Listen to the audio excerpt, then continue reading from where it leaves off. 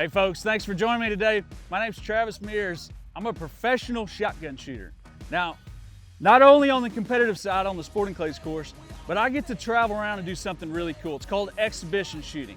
Exhibition shooting is a long art, and in the early days, it was for manufacturers to promote products.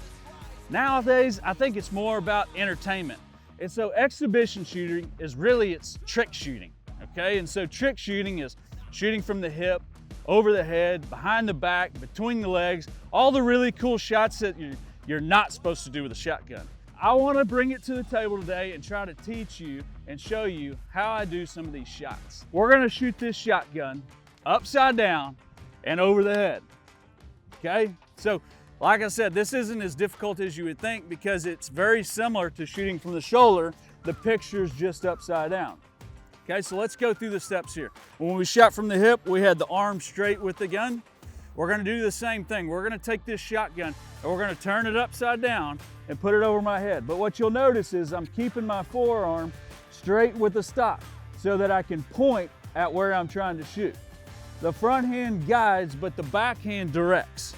So I'm using this forearm all the way from the elbow to my pointer finger to guide the gun where I want it. The front hand supporting some weight. When we shoot from the shoulder, we have a fairly flat plane, okay? A fairly flat plane down the barrel. Now it's gonna be a little different. When we take that shotgun and flip it upside down over our head, now we're gonna see a little bit of a ramp.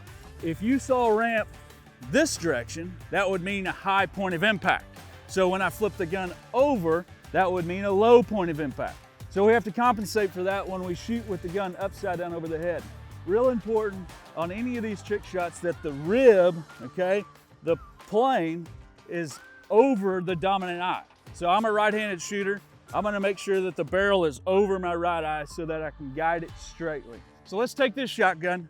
We're gonna flip it upside down. We're gonna put it over my head. We're gonna line it up with my dominant eye. We're gonna guide it with the backhand and see if we can't break a few. Pull. Pull. We're breaking them so far. Pull. Pull. Couple more. Wow, we're right in the middle of them.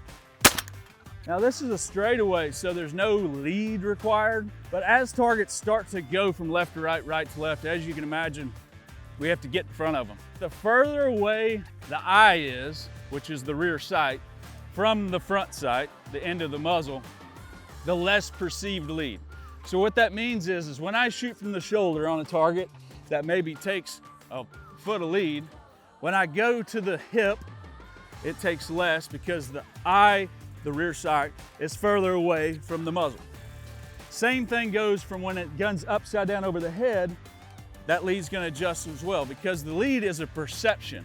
And when we move the eye around with the muzzle, that changes. So this is not something that I want everybody to go to the range and try. This is not something that most ranges even allow. So more for information, less for trying. All I'm trying to do is answer that question. How'd you do it? Thanks for coming along with me. I hope you enjoyed.